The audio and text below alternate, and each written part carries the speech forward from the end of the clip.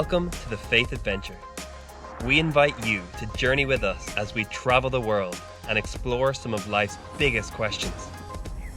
With 8 short videos filled with animation, we take an honest look at questions many of us have about Jesus, the Bible, suffering, and what it means to be a Christian. So take a risk, start your journey today, and take this opportunity to grow and own your faith. So welcome to those of you who are here. I'm really excited to be with all of you guys. My name is Rayleigh Smith. I'm the community director on behalf of Voke. And basically what that means is I am the front porch. I am your hello. I am your let's get connected. And that's exactly why we're here today. So as the front porch of the Voke team, one of the things that we've been receiving a lot in the last 2 weeks is lots of questions about what is Voke groups? How does this work? How do I launch this in my student ministry? And we figured one of the best ways in order to answer this outpouring of questions was through a webinar. And so today you are going to be able to expect 3 things in the next 20 minutes. The first one is we're going to walk through what is Voke. And we're even going to do a live product demo because that is the best and most practical way to show you how Voke works and how you can use it to do ministry over distance with this generation. The second thing that you can anticipate is we have some awesome youth leaders on here who have already been using Voke groups in their ministry. And so we want you to hear from them some best tips and practices on how to use Voke with your students and with this next generation and how to maximize the opportunities that you have in front of you. But lastly, we also want to talk about why content is the missing piece in your current digital ministry strategy. Over the last week, we've kind of seen, okay, this is what it means to be connected. This is what it means to use video conferencing tools and Facebook and social media and so many other things. But now everyone's kind of getting tired of coffee hangouts and Zoom calls. So not only how do we stay connected, but how do we stay engaged? So we're going to get to hear from my friend, Johnny Somerville, who is the creative director behind all of the adventure films that you will see in the Voke app. And you're going to get to hear from him why content matters in your digital media strategy. And so we're going to go ahead and we're going to get started. So the first thing that I said we were going to talk about is what is Voke? So some people are like, is it an app? Is it a website? Is it a brand? Is it a tool? Well, Voke, as of right now, is an app. It is an app that allows you to grow together with God and with others. How you do that is you go through a selection of gospel-based video series that are tied to direct messaging and allowing you to talk and to converse with groups of people all in one place. So I'm going to go ahead and I'm going to share. Sweet. Here we go. So welcome to the Voke app. So this is how Voke works. So what you do is you start by clicking on Find Adventures. This is the place where you can see all the different video adventure series that you could walk through. But we tried to make this easy for you by just going to the very top and clicking Start a Group. When you start a group, go ahead and name it something that's easy to remember. So for instance, I'm going to name this Rayleigh's Middle School Girls. So what happens is as soon as I create the name of my group, I'm going to hit continue. And what you see generated here is what we call an adventure code. An adventure code is the unique access code that allows you and whoever it is that you share this code with in order to join your unique adventure. So as you can see here, whenever I click share, there's lots of options that come up. You can copy it, you can message it, you can email it, you can put it on Facebook, but just know that wherever it is that you put this adventure code, people are able to copy it and paste it. And then when they come here to find adventures, they'll go to enter adventure code and then paste it in there and it'll automatically add them to your adventure. And so we're going to go ahead and go to my adventures and I'm going to head into Rayleigh's Middle School Girls and I'm going to go ahead and get started. So pretend like I just shared this code with I just sent it over text to my middle school girls, or maybe I sent it in a planning center email that was about to go out to that life group. Or maybe I just sent it to my life group leaders so that way they could extend this invitation to the students themselves. The options are limitless, but go ahead and just like Pretend like you just copied it, you shared it, and now we're here. So what we're going to do is we're going to go into the very first episode of this adventure. And I want to give you guys just a little, like a brief look at what this content looks like, because after that, the rest of it will totally make sense.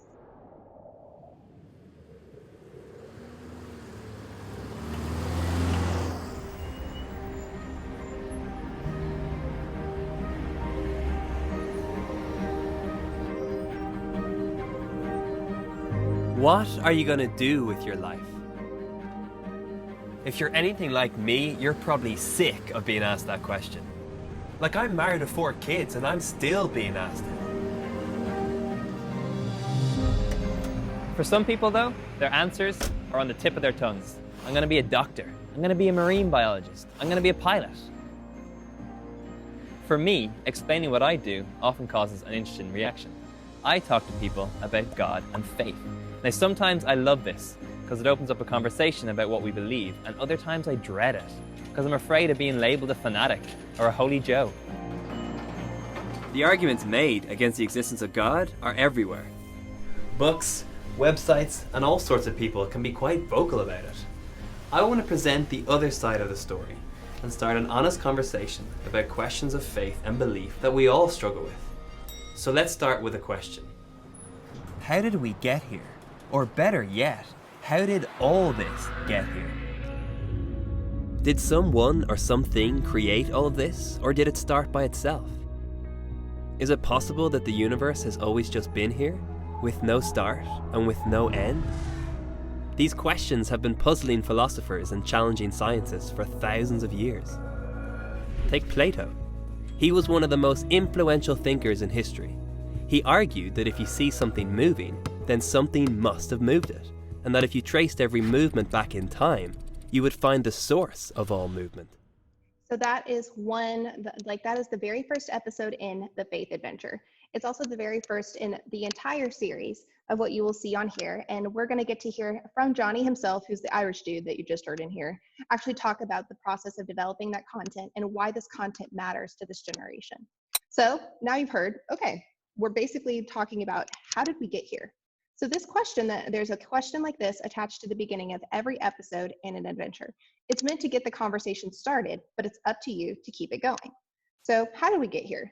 That is a big question. So just for these purposes, that is a big question. I'm going to hit send, and then the rest of my group's responses would pop up below. You can also see where it says next video is ready. So the way this works is whenever I answer the question, it gives me the opportunity to unlock the next video. One of the things that we see that is prominent in this generation is a very strong consumer mentality of just give me the content, let's binge, let's go. But that's not how spiritual practice works. Spiritual practice is rooted in reflection, in Selah, and just waiting for God to move. Oh, check this out. So right here, I shared this with one of my team members, and they saw the code on the screen, and they were able to come in, join my adventure, and then here we go. All their questions are coming in real time. So Dave sent me a message in my adventure, and I'm gonna hit to view it. So now I'm gonna head into that next video. The next video is unlocked, click on it, and I'm gonna wait here, and I'm gonna wait for my team members to respond to show you what it looks like when I'm actually not the first to respond to an episode. So while we wait for that, as you can see here, like Rayleigh's middle school girls, you can see the different grid of the people's faces. You click on their faces and you can see everyone who is currently involved in your group. Now, we are currently working in order to optimize this, in order to make this a more personalized experience for you. So for leaders, stay tuned. So I just got a push notification that Aaron had responded to my adventure. It's not in this one. Oh, see, there's the push notification. There it is. And right now his answer is blurred and it is locked because we want to encourage me to go through, watch the film, and then go through and answer the question. So I'm just gonna hit play on this video. There's a decent chance that you're watching this thinking, I can't remember what I ate for breakfast this morning, let alone 15 years ago. So watch a little bit of the film. And then as soon as I answer the question, it pops up and it's going to unlock the rest of my team's answers. And then the other thing is, like I said, the question is meant to get you started, but it's really up to you to keep it going. We're going to hear from our youth leaders some best practices in order to keep the conversation going, but Voke has provided an opportunity here where it says new message at the bottom of the screen in order for you to add it. Now, as of right now, I'll be totally honest with you, this is a team of humans and we're still working to design the Voke app. So if you're on an iPhone 10 or an iPhone 11 like me, currently you won't be able to see what you're typing, but that is getting fixed over the weekend, so no need to worry about it. But there's constant improvements that are happening to our app, so you're going to want to stay tuned and stay updated as you go through this process. But hitting that new message is one of the ways to keep the conversation going. As you continue to go through the process of watching the video, responding to the question, and responding to people in the chat, you're going to work your way through all of these episodes. Like I said, we started with the faith adventure, and so that is our longest and Voke's best series in showing someone what does it mean to trust Jesus and how do I follow him. As you can see here, each episode is rooted around a question, like how did we get here? What made Jesus different? What was Jesus really like? What about the resurrection? And more. All of this in the faith adventure leads up to an opportunity for your kids to indicate spiritually where they're at. Do they want to go deeper in a relationship with Jesus Christ? Are they okay with where they're at? Do they not have one and they still have a lot of questions? Where this helps youth leaders is it gives you the opportunity to gain insight into where your kids are and how you can come alongside them in order to continue to help them go deeper with God and with others. And so that is in essence how the Voke app works. We tried to make it simple and we tried to make it replicable. So the whole purpose of Voke for student leaders and for student ministries is for you to walk with your students through this so that way they can walk with others through it. Our purpose is to help your students find clarity, conviction, and confidence in the way in which they follow in their faith. And so by modeling for them what this looks like, we're going to continue to show them, okay, I've shown you what it means to have clarity. I've shown you what it means to find conviction. We've answered some big questions about your faith. So now you have a resource and an opportunity and the confidence to be able to lead your own friends in an experience like this. So that is in basically what Voke is and how Voke works. Now I want to go ahead and I want to bring up one of my friends who is a youth leader who has been really courageous enough to try out Voke groups in his own ministry. So I believe he's on here. I am looking for my friend, Steve Yescott. So if you guys would be super awesome, super cool, go ahead and say hello to my friend, Steve. So Steve, we just wanted to hear from you, like, how have you been using Voke groups in your ministry and how have you seen it at work in your students' lives? Yeah, so we kicked it off the week before all human interaction got closed down. So we had about 10 groups that started it, and some of the groups are super active, a few of them not quite as active, but the words I'm getting back from the youth leaders is some of the kids that were most quiet are sharing a ton. And they've been really surprised. That's one thing across the board that they're saying kids that didn't expect to reply were writing some really deep things. And our group is typically on a Sunday night, maybe 125 to 150 kids. So there's a lot of people that just don't like to come when it's that big. So we're finding kids that are in the groups, but don't typically come on Sunday nights that are sharing because they could just feel comfortable and it's not intimidating to them. So one of our leaders decided to invite a couple of kids that hadn't been involved all year. They used to come last year. And so one of them, he's been replying and watching the videos and engaging, and he hasn't been this entire school year. But he was pretty active last year, but he's just kind of fallen away. So we're just getting a lot of really cool responses from our leaders who are really probably half the groups are pretty active. Like I just looked at my phone before and I have 145 messages. I'm in each group. So I got 145 messages since yesterday between our 10 groups. So a few aren't able to get it going really good right now, but then some of them are super active. But it's really good. That's so cool, Steve. Thank you so much for sharing. And so like you mentioned that one of the biggest ways that you've actually seen this work isn't just in students who would typically be intimidated by going into large group environments, but also giving leaders the chance in order to really see another side of growth in their students. So like as a tip on one of the best ways and to use both groups, would you recommend like passing it off to your leaders in order to really build these relationships, or what are your thoughts on that? Well, so yeah, the way we're broken down, we break into groups like each grade.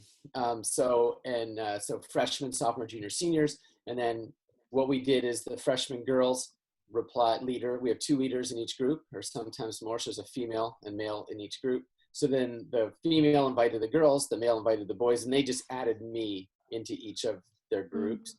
But I would love to give our whole group more training. Like when we get back together, we just haven't been able to do that yet, and give the group, because if they were to invite their friends who are in the group maybe but haven't been doing it, for them to resend the code to their friends, they would do it because they have more credibility maybe than our adult leaders.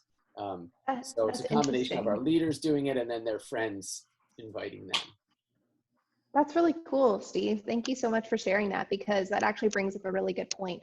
So whenever you share an adventure code on any of your platforms, whether that is in a planning center email, in a text message, and you post it on Facebook, it is a lifetime code. So it doesn't have an expiration date. So just know that let's say you posted in a Facebook group and you kind of forget about it, 2 months go by, but then people who access that code will still be able to join your adventure no matter where they're at. So more people will continue to be added to your adventure. So bear that in mind as you craft it. It is entirely up to you how you want to go about using Voke groups as part of your digital ministry strategy. So if you want to keep it small, one of the things that we've learned from youth leaders like Steve is that keeping groups around under 20 people still allows the conversation to stay relevant and to stay focused. And it still allows for those interactions to become deeper than it would if it was a larger group. Plus, it's manageable for the youth leader, and nobody likes notifications totally blowing up their phone. And so that is another side of it. But I mean, if my phone notifications are blowing up because my students are getting to know Jesus more, and I'm really getting to hear their heart on the questions that they have and the things that they're thinking through and what is relevant to them right now in their spiritual life, I'll take my phone notifications blowing up any day. So thank you, Steve. And now we're actually going to hear about the creator behind the content, and just his perspective on how this content was uniquely crafted in order to serve this generation. So please give it up for my friend, Johnny Somerville. What is up? Hello. What's up? Hello, you Zoom people. Yeah. Just on a little holiday here in Hawaii. I've been working in the Republic of Ireland for about 12 years, 15 years if you add on some voluntary years before that. And a lot of my ministry was very much on the front line, and so I was engaging with young people in schools across the whole country. And when I was younger, say 18, 19, 20, I really struggled to communicate. I wasn't very well equipped. But the more that I suppose I got used to engaging with skeptics and just young people, I realized that the best place to engage with them is with the big questions, because those are the questions that they carry. They have so much doubt, and that's where they want the conversation to begin. So they don't necessarily want to be told everything from the Bible straight off the bat, or they don't want to hear things out of context. They want to be engaged with the question that they currently hold, and unless you have something to say into that, then they're probably just not going to be very interested. So having been able to travel the country and share in schools, talk to large groups mostly, we just made a big kind of pivot, and we're like, this is a lot of effort for one team to get around the country. How can we, I suppose, take what we've learned, put it into a series format, and help youth workers and volunteers to reach tenfold the people that we have been reaching, and how can we equip them to bring the right type of content that's going to engage, because ultimately content is king in this generation, particularly in the Western world. And so that's what we set out to do. We from our own research, we kind of identified 8 significant questions that are holding young people back. And so we started to craft scripts and think of ideas. And we went filming around Ireland and Jerusalem and in the United States to put together kind of bite-sized video clips that would be quick, but at the same time would be quite meaty. And so these kind of videos probably differ a lot from the type of entertainment that young people might go to look for. But actually what we have found is that young people don't always want to be just entertained, and videos don't have to be super high class all the time. But if you bring depth and a sense of just sort of just being genuine with these big questions, there's been good feedback from that. So it's been a great joy to partner with Jesus Film. It's been a great joy to just see their engineers try to craft an app that's going to take content like this and bring it to the whole world. And what's really, I suppose, what's really exciting about it is, I suppose, firstly, being able to equip a young person to reach their friend in a very natural way. Come join me on this faith adventure. We'll watch this crazy Irish guy, but he kind of has some good things to say. Maybe you can come and engage with me. And so that's really exciting. But now that Jesus Film through the Voke app have added this group feature, I just think it brings it to a whole other level. You're going to have youth leaders that are going to be able to maybe, as we've already heard, kind of select these groups that you can journey along with. And it's just so cool to hear that even some of the quieter ones are the ones that are getting to share. Because sometimes, in live youth ministry, even in a live small group with the best of intentions, it can be hard to get people to talk. And it's not that digital is the future in of itself. Obviously, face-to-face is always the goal. But where digital exists, if we can be great servants in that realm, well, that's a very exciting thing altogether. So that's kind of the history of NUA, why we made the NUA film series, basically to make great content engaging with tough questions of the Christian faith to help engage young people today. And Jesus Film have just taken it 10 steps higher. So if there's any questions, you can shoot at me, but I hope really that has been half of what you wanted me to do.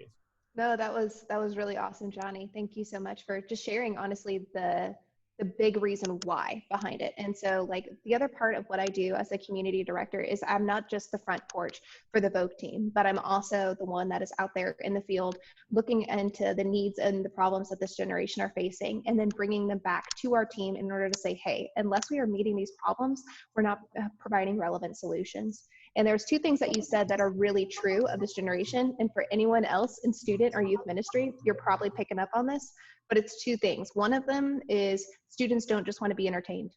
Like in ministry, we have gone so far sometimes in creating an entertainment environment that we are not educating this generation in order to carry the story of Jesus in a way they feel confident in.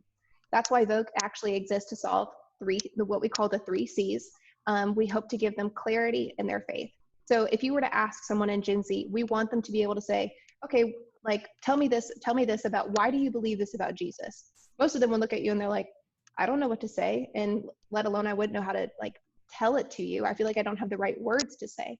But that's actually because they don't have something, the second C, which is convictions, meaning moments in their life where they can clearly identify, okay, this biblical principle, this thing about this attribute of who God is, I've seen this at work in my life, and it's a personal thing I'm able to relate to you. And so because they don't have clarity, the lack of conviction leads to an overall lack of confidence. You can't ask them to do something that they don't have the ability to do. So what Voke does is, in partnership with amazing content that addresses the big questions that this generation legitimately has, even if they've grown up in church for years, it takes the big questions that this generation is asking and gives them the clarity, conviction, and confidence in order to grow and own their faith. We want to be able to create a generation that is able to carry the story of Jesus with as much confidence as the generations before them. And if it means using content, and if it means doing it digitally, then we're going to do what it takes. We want to be here to answer their questions and give them a safe space to find answers. And a lot of the ways that happens is through awesome youth leaders like you, taking that beacon of hope and giving it to them and leading them through that process. So that's the story behind Voke. That is what Voke is, how it works, how youth leaders are using it in their own ministries, and how content plays a key role in your digital ministry strategy.